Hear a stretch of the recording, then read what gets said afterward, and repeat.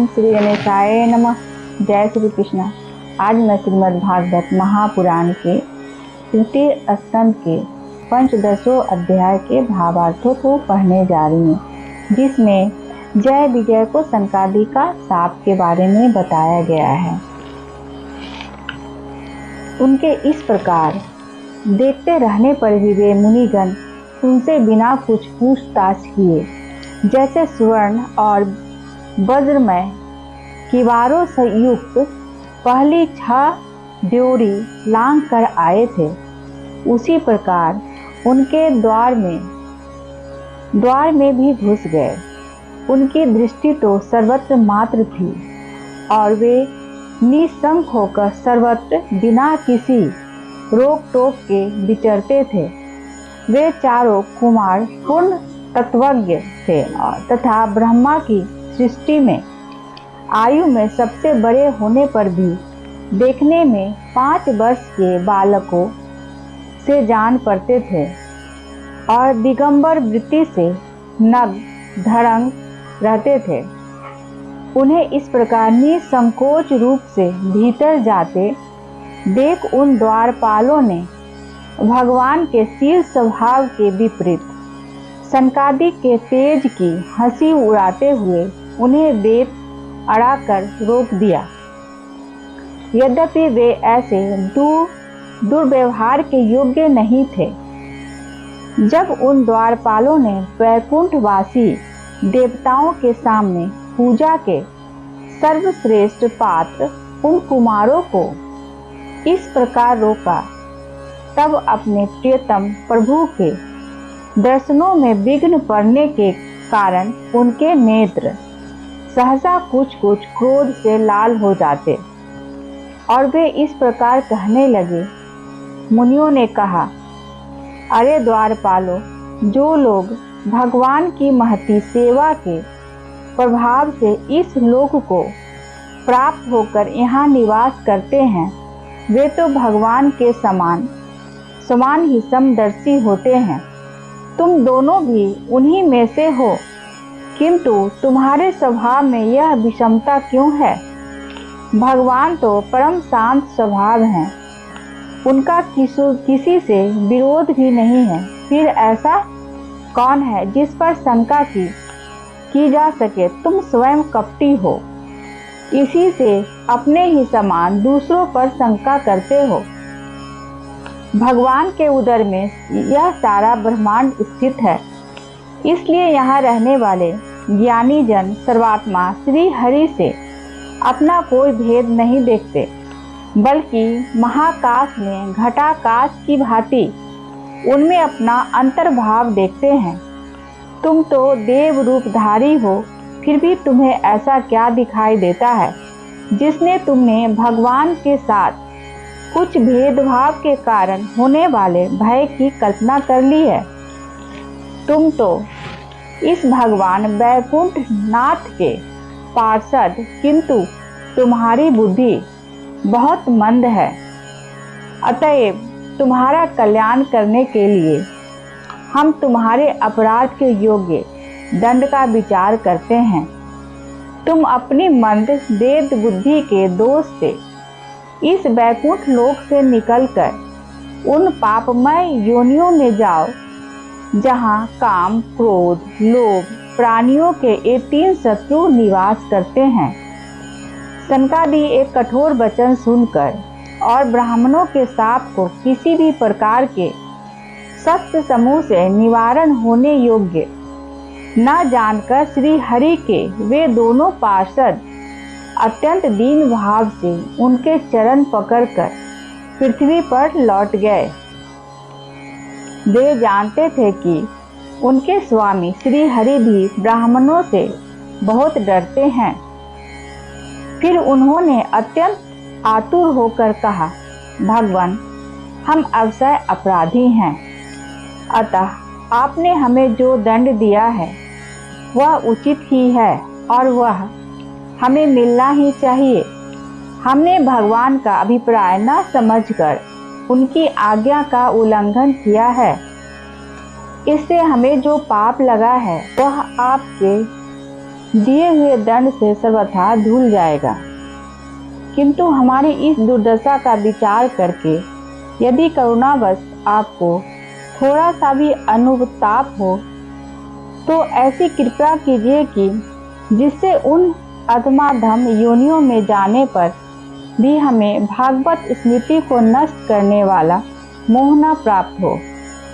इधर जब साधु जनों के हृदय धन भगवान कमलनाभ को मालूम हुआ कि मेरे द्वारपालों ने सनकादि साधुओं का अनादर किया है, तब वे लक्ष्मी जी के सहित अपने उन्हीं श्री चरणों से चलकर ही वहां पहुंचे, जिन्हें परमहंस मुनिजन भी ढूंढते रहते हैं, सहज में पाते नहीं।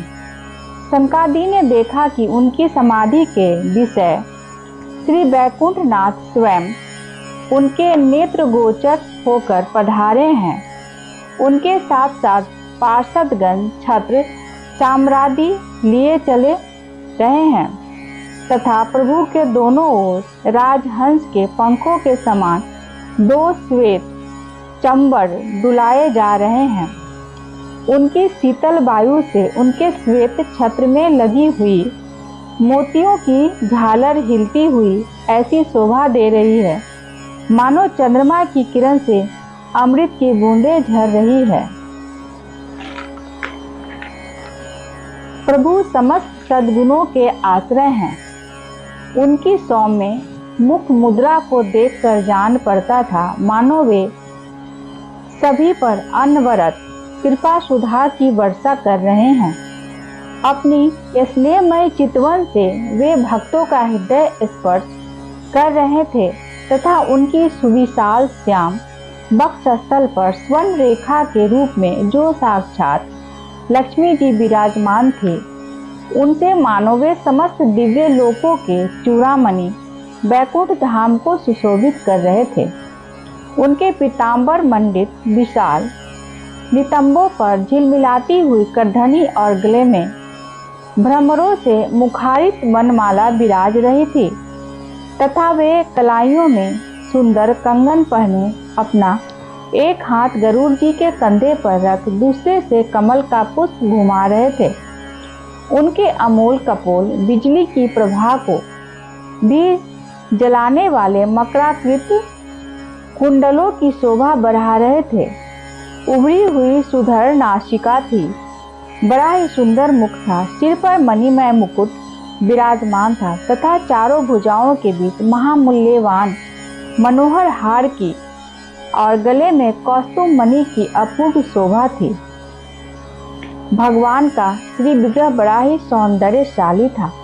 उसे देखकर भक्तों के मन में ऐसा वितर्क होता था कि इसके सामने लक्ष्मी जी का सौंदर्याभिमान भी गलित हो गया है।